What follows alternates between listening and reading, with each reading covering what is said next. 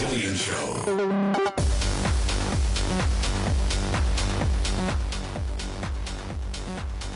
I'm Jared Dillian. This is the Jared Dillian Show. If you want to call to talk about your money, please call 844-305-7800. That's 844-305-7800. This is the Jared Dillian Show. What is the goal here? What are we trying to do? If you think that this is a show about how to get more money, you would be mistaken. Okay? I'm not the best at that, actually. I'm pretty good at it, but there's other people out there who are better at making money. Okay? I kind of do it the slow way and the hard way, right? That's not what the show is about. The show is about being happy. Okay? I'm good at being happy. Nobody is happier than me, right? In spite of the doer expression on my face most of the time, I kind of look grumpy. I just have the resting unhappy face. So, but inside, I'm very happy. And it's all about living a stress-free financial life. And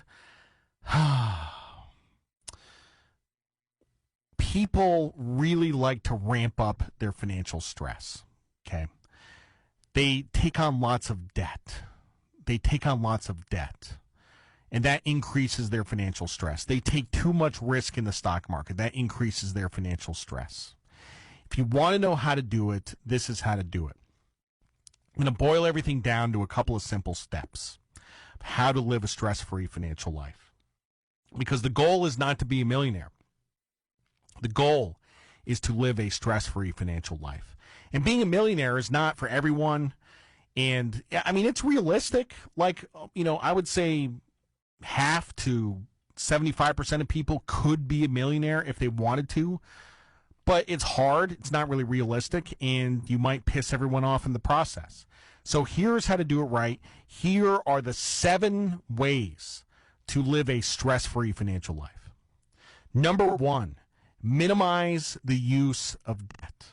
Minimize the use of debt.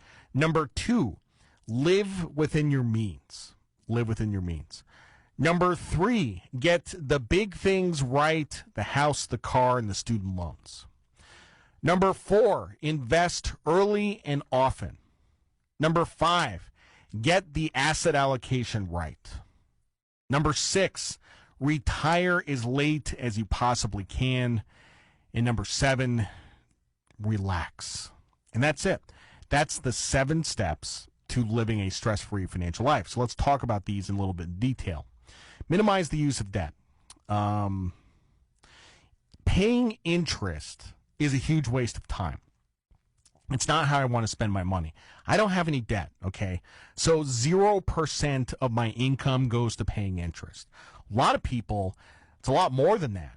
Between the credit cards and car loans and mortgages and stuff, I mean, you can have people who are paying 20% of their income in interest. And what are you getting for that? Like, seriously, what tangible or intangible thing are you getting for paying interest? I mean, we know the purpose of interest. Interest is the penalty you pay for getting money now instead of later. I understand conceptually what interest is. But what are you actually getting for it? What utility are you getting for it? Are you getting any enjoyment out of it? When you write a check for your mortgage and $400 is principal and $1,600 in interest, did you ever stop to think about the fact that you are paying $1,600 and getting nothing in return? It literally just goes to bank profits. A lot of people don't like banks. I have nothing against banks, but I don't really want to contribute to their profits. I don't want to be a good customer of the bank. I don't want to be a customer of the bank. I don't want to pay them that stuff. And the thing with debt is that it basically increases the risk that you can get taken to zero, that you could go bankrupt. If you don't have debt, you can never go bankrupt. Seems obvious. I kind of have to say it on the radio. But if you don't have debt, you can't go bankrupt, period. Number 2, live within your means. And if you've been listening to the show for any length of time, you know that I am not anti-spending. I love to spend money. especially on clothes. I buy a lot of clothes. I'm wearing a new shirt today. Okay, first time I'm wearing the shirt. It's a new shirt.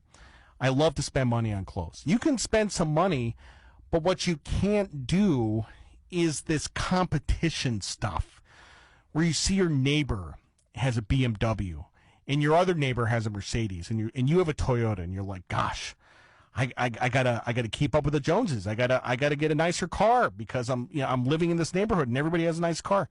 You're on your own plan. It's fine. There's no keeping up with the Joneses. There's a difference between spending some money and living within your means. Live within your means. Number 3, get the big things right: the house, the car, the student loans. This is not being a millionaire or even just having some money is not the product of a million small decisions. It's not about making bread, okay, and saving 54 cents on a loaf of bread. It's not about that. It's not about the little stuff. It's the big stuff. If you get the big stuff right. It's funny. In my newsletter, this is a couple of months ago, I said that I didn't make my bed, okay, and I don't. I don't make my bed. I don't see the point. I'm just going to get in it when I get home at night, and I don't care. Like, it's just 3 minutes out of my day that I can spend on something else. So one of my subscribers emailed me, and he said, it's the little things that count. It's the little things that count. Actually, I don't know where we got that idea. It's not the little things that count. The little things don't matter. Small stuff does not matter. The big stuff matters. It's not the small stuff. It's not making bread. It's not the thermostat, like what temperature you have your house at, or turning off lights, or getting coffee in the morning. None of this matters. Doesn't matter. It's the big stuff that matters. Your house.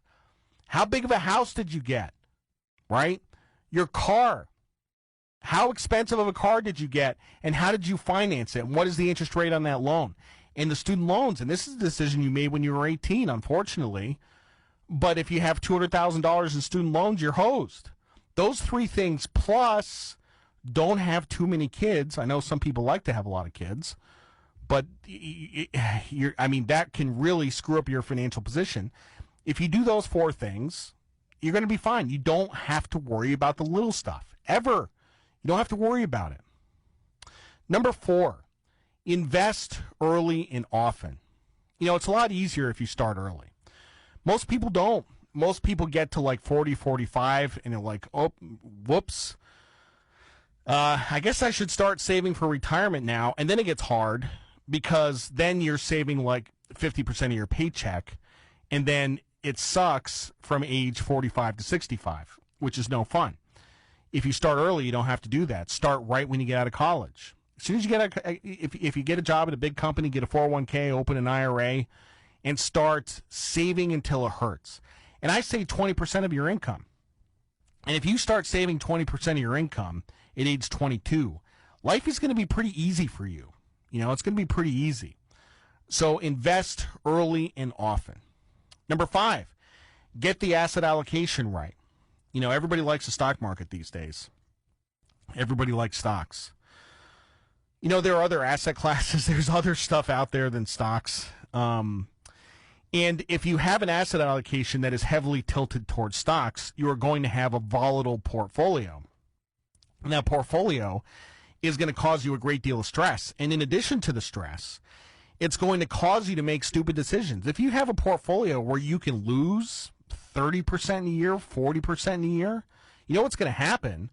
If and when that happens, and it will happen, when that happens, market will be down 30% and you'll barf. You'll barf. This happened last March.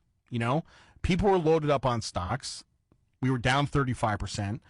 A lot of people tossed their cookies, and they sold their portfolio and they got out of the market, and then they missed out, and they didn't screw up. They screwed up because of the risk, because they had too much risk in their portfolio. Too much volatility is the source of stress, and the purpose of volatility is to make people make stupid decisions.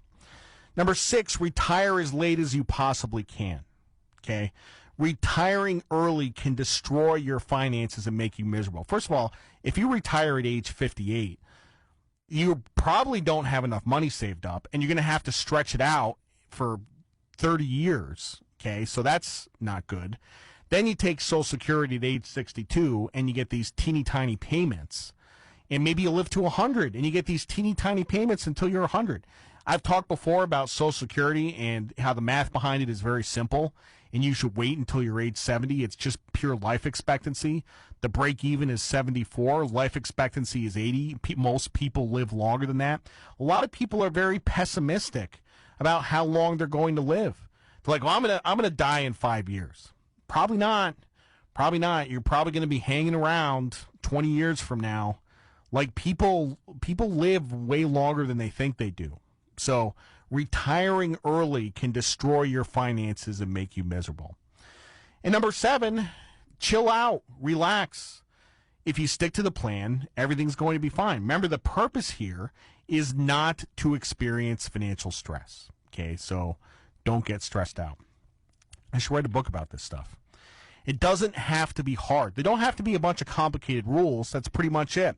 And we get into the weeds sometime on the show, and we talk about like credit card interest rates and the snowball method and all this stuff.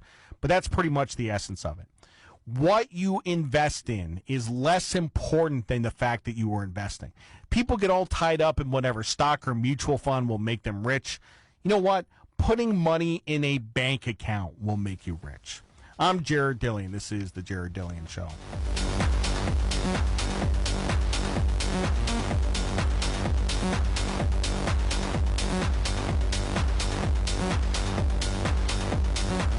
The Jared Dillian Show.